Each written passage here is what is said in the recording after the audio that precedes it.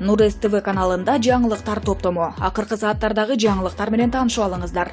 Биздин каналга жазылып, видеого лайк басып, жаңылыктар менен өз убагында кабардар болуп туруңуздар.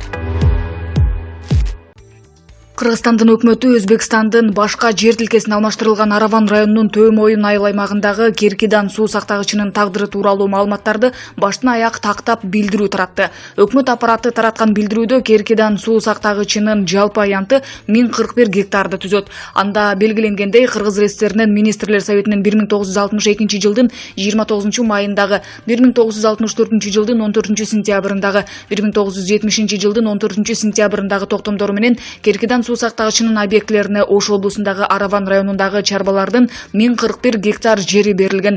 Өзбекстан өз кезегинде Керкидан суу сактагычы каптап калган жердин ордуна Кыргыз тарапка 1041 гектар жерди берүүгө тийиш болгон. 1972 жылы Өзбекстан тарап Ош облусунун Араван районуна, Фергана облусунун Кова районунан 628 гектар жерди берген. 2017 жылы мамлекеттик чек араны делимитациялоо жана демаркациялоо боюнча татаал узакка созулган сүйлөшүүлөрдүн жыйынтыгы менен Өзбекстан Кыргыз тарапка калган 413 гектар жерди кошумча компенсация катары берген. Алар Араван районундагы полигон тилкесинен, Баткен районундагы Кайрак тилкесинен, Аксы районундагы Дерес тилкесинен бөлүнгөн. Кыргызстан менен Өзбекстандын ортосундагы 2017 жылдын 5 сентябрында түзүлгөн Кыргыз Республикасы менен Өзбекстан Республикасынын ортосундагы Кыргыз-өзбек мамлекеттик чек арасы жөнүндө келишимге Керкидан суу сактагычы жана полигон тилкелери жазылган жана кошулган.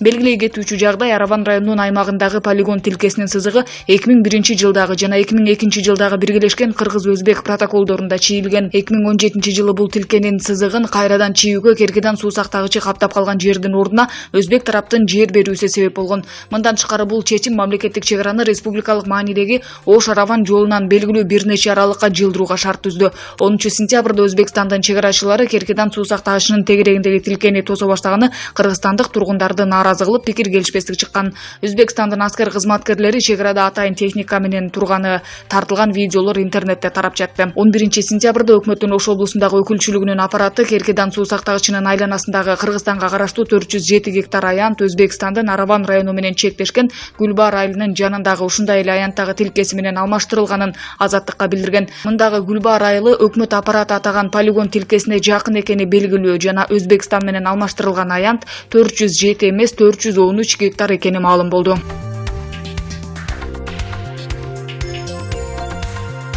Бишкектин 1-май райондук сотунда үй камагындагы саясатчылар Өмүрбек Текебаев менен Дүйшөнкул Чотоновдун ишин караган соттук жараян 1 октябрга саат 10го жылдырылды. 12 сентябрда отурум сот процессин видеого тартууга тыюу салуу менен башталды. Андан кийин адвокаттар ишти кайра кароого негиз болгон жагдайларды тизмектеп, ишти кароо тартиби бекитилди. Айыптоочулар Чотонов менен Текебаевке коюлган айыптоо корутундусун кайра окуп беришти. Муну айыпталуучулар менен алардын адвокаты ойдон токулган жомок деп аташты. Тараптардын жүйөсүн уккандан кийин сот жаңы жагдайларды ырастап же четке кага турган кошумча күбөлөрдү чакырууну буйруп, сотту 20 күн артка 1 октябрга жылдырды. Жогорку сот 21 августта Атамекен партиясынын түрмөдө жаза мөөнөтүн өтөп жаткан лидери Өмүрбек Текебаев менен мурдагы министр экс-элчи Дүйшөнкул Чотоновдун ишин жаңы ачылган жагдайларга байланыштуу карап, мурдагы чечимдердин баарын жокко чыгарган. Иш райондук сотко кайра кароого жөнөтүлүп, жараян 12 сентябрга белгиленген. 29 августта Бишкектин 1-май райондук соту камакта жаткан Өмүрбек Текебаев менен Дүйшөнкул Чотоновдун бөгөт чарасын өзгөртүп, сот залынан бошоткон. Өмүрбек Текебаев менен Дүйшөнкул Чотонов орусиялык жаран Леонид Маевскийден пара алды деген көрсөтмөнүн негизинде 2017 жылы ар бири 8 жылдан түрмөгө кесилген. Маевский жана дагы бир орусиялык ишкер Алексей Модин Өмүрбек Текебаев менен 2010 жылы 13 майда кечки саат 5те шаардын сыртындагы Супара ресторанында жолугушканын айткан. Бирок Нур Телеком компаниясы берген документте алардын телефон номерлору Супаранын аймагында колдонулбаганы көрсөтүлгөн. Бул жүйө адвокаттар көрсөткөн 5 жаңы жагдайдын бири болчу. Өкмөт башчы Мухаммедкалай Абылгазиев билим берүү жана илим министрлигинин борбордук аппаратынын жамаатына жаңы дайындалган министр Каныбек Исаковду тааныштырды. Бул тууралуу премьер-министрдин маалымат кызматынан кабарлашты. Билдирмеде Абылгазиев атаандаштыкка жөндөмдүү заманбап билим берүү системасын түзүү мамлекеттин башкы милдеттеринин бири болуп саналарын белгилеген. Анын айтымында билим берүү системасында маанилүү реформаларды ишке ашыруу үчүн маалыматтык коммуникациялык технологияларды, инновацияларды киргизүү жана инвестиция салууну активдештирүү зарыл. Ошондой эле мугалимдердин айлык акысын көбөйтүү, алардын социалдык маселелерин чечүү жана билим берүү мекемелеринде заманбап материалдык техникалык базаны түзүү жолу менен билим берүүгө мамлекеттик колдоо көрсөтүү зор мааниге ээ.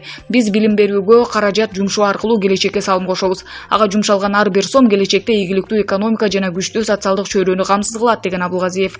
Эске сала кетсек, Каныбек Исаков кечээ 11 сентябрда билим берүү жана илим министри болуп дайындалган. Анын талапкерлигин жогорку кеңештин 107 депутаты колдоого алган болчу.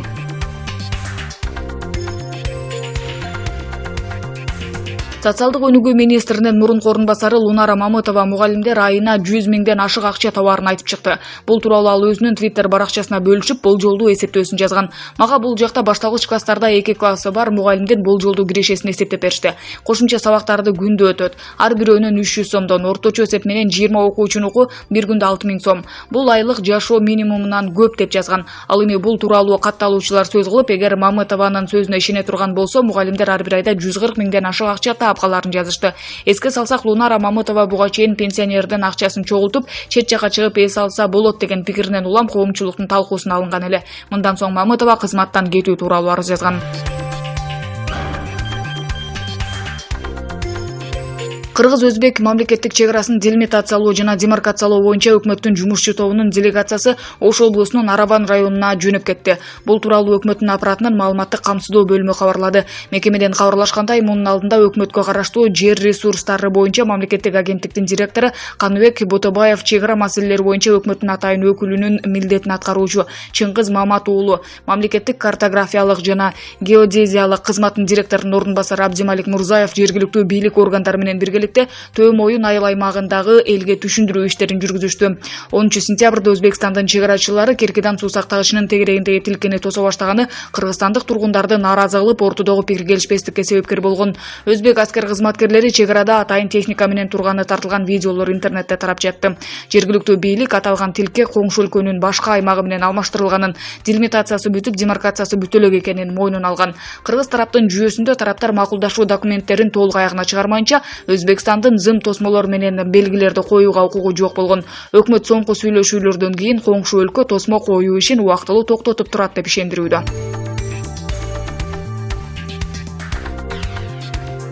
Бүгүн 12 сентябрда Казакстандагы Алматы шаардык сотунда Кыргызстандын жогорку кеңешинин мурдагы депутаты Дамирбек Асылбек уулунун доо арызы карала баштады. Аны соттун төмөнкү инстанциясы 12 жылга эркинен ажыраткан. Экс-депутатка чек-арадагы аткезчилик менен алектенген жана эл аралык уюшкан кылмыштуу топко катышы болгон деген айып коюлган. Дамирбек Асылбек уулу күнөөсүн мойнуна алган эмес. Бул кылмыш ишинин негизинде жалпысынан 12 киши соттолгон. Азаттыктын казак кызматынын кабарчысы билдиргендей, Алматы шаардык сотунун процесси өтүп жаткан залына айыпталуучулардын адвокаттары менен Кыргызстандык экс-депутатты колдоп барган бир нече адам гана киргизилди. Былтыр февралда Казакстандын күч түзүмдөрү атайын операция жүргүзүшкөн. Анын алкагында жогорку кеңештин ошол кездеги депутаты менен кошо Кыргызстандын дагы 2 жараны Уланбек Мурадилов менен Чыңгыз Абакеров кармалган. Кыргызстандын борбордук шайлоо комиссиясы Дамирбек Асылбек уулун депутаттык мандаттан 16 апрелде ажыраткан. 37 жаштагы депутат Кыргызстан партиясынын тизмеси менен 2015 жылы жогорку кеңештин депутаттыгына шайланган. Кечээ 11 сентябрда жогорку кеңештин жыйынында билим берүү министри кызматына Каныбек Исаковдун талапкерлиги каралып колдоо тапты. Ал депутаттардын суроосуна жооп берип жатып, латын арабине өтүүнү колдой турганын айтты. Жаңы министрдин пикири коомчулук тарабынан кызуу талкууга алынды. Супер КЖ порталы латын арабине өтүү Кыргыз өлкөсү үчүн келечекте кандай артыкчылыктарды берет деген соол салды. Жогорку кеңештин депутаты Эльвира Сурабалдиева латын арабине өтүү туура чечим болмок деген пикирде. Латын арабине өтүү үчүн 30 жыл мурда кабыл алсак деле туура болмок. Бюджеттин тартыштыгы боюнча көп болгондуктан азыркы убакта толугу менен латын арабине өтүүгө каражатыбыз жетишсиз. Латын арабине өтсөк туризм үчүн жакшы болмок. Менин оюмча келечекте ошол чечимге келебиз, дейт Сурабалдиева.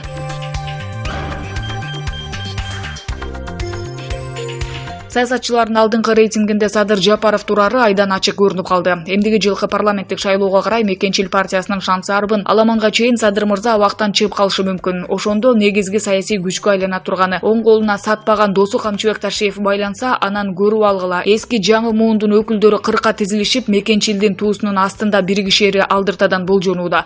Аныгында Жапаров шайлоо астында кылдат анализ деп саткынчылар менен колу булганган коррупционерлерди кошпосо эле ийгиликке жетет. Тайлан Назымов, Азия Ньюс.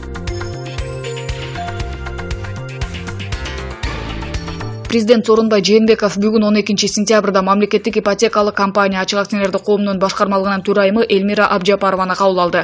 Жарандардын жеткиликтүү турак жай менен камсыз кылуу чөйрөсүндөгү мамлекеттик саясаты жана мамлекеттик ипотекалык турак жай нациялоо системасын жакшыртуу боюнча чаралар талкууланды. Президент МИК астында өлкө жарандарынын төлөө жөндөмдүүлүгүн эске алуу менен ипотекалык нациялоонун жеткиликтүүлүгүн арттыруу боюнча милдет турганын эске салды. Мындан тышкары пайыздык ченди төмөндөтүү мүмкүнчүлүгүн карап чыгуу сунушталды. Эльвира Сурабалдиева бүгүнкү күндө МИК бюджеттик финансылык көз карансыздыктан акырындык менен чыгуу үчүн донордук каражаттарды тартуу активдүү колго алынып жатканын маалымдады. Ал бул багытта эл аралык каржы институттары менен активдүү иштер жүргүзүлүп, жакын убакта KfW немец банкынын гранттык каражаттары иштетиле баштаарын кошумчалады.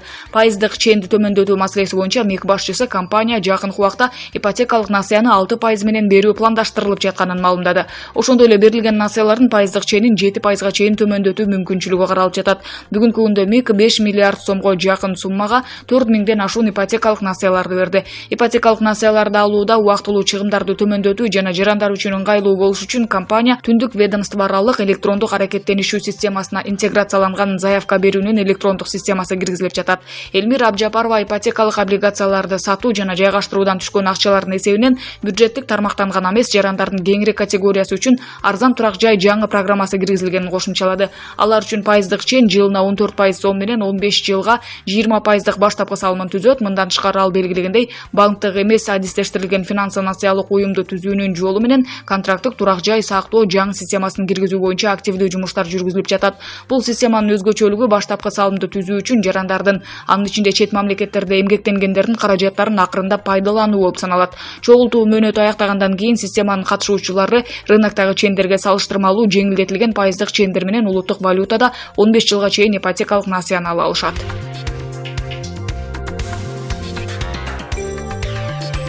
Эгерде Кыргызстанда башталгыч класстардын мугалимдери күнүнө 6000 сомдон чын эле табышканда, анда мектепте иштейм дегендерден арты суумак эмес. Мындай оюн Вестикеджи сайтына депутат Евгения Строкова билдирди. Тактай кетсек, эмгек жана социалдык өнүгүү министринин мурдагы орун басары Лунара Мамытова социалдык тармакта башталгыч класстын мугалими күнүнө 6000 сомго чейин табышы мүмкүн деп жазган. Мага 2 классы бар башталгыч мектептин бир мугалиминин кирешесин санап беришти. Күнүгө продленка өткөрөт экен. Бир окуучудан 300 сом, орточо эсеп менен 20 окуучуга көбөйтсөк күнүнө 6000 сом чыгып атат. Бул бир айлык жашоо минимумунан да көп болуп жатпайбы деп жазган ал. Эгерде мугалимдердин кирешеси ушундай болсо, анда мен депутаттыктан кетип мектептеги жумушума кайтып барам деп тамашалады Евгения Григорьевна. Лунара Мамытова менин мурдагы кесиптешим, таарынткым келген жок. Мүмкүн ал мектепке барып башталгыч класстын мугалими болуп иштеп көрбөйбү. Ал чынында өтө таң калыштуу нерселерди айтып жатат. Алар чынында канча акча табаарын өз көзү менен көрүп иштеп көрсүн да, ошондой айлыкка жашай алар бекен, байкайлы. Строкова мугалимдер узартылган окуу күн группасын алып барган күндө да бардык каражаттар алардын чөнтөгүнө кетпесин, көпчүлүк бөлүгү атайын эсепте каларын белгиледи. Көптөгөн ата-энелер өздөрү жумуштан бошобой үй тапшырманы жасоого убакыттары жок болгондугунан балдарды сабактардын аягында алып калып окутууну суранышат, дейт ал.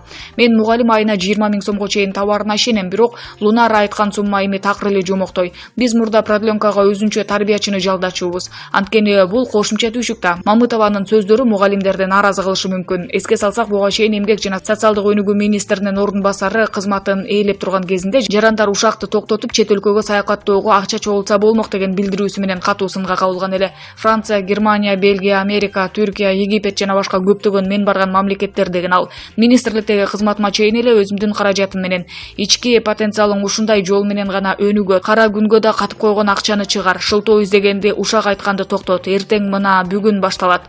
Бүгүнкү күн менен бактылуу жашаш керек.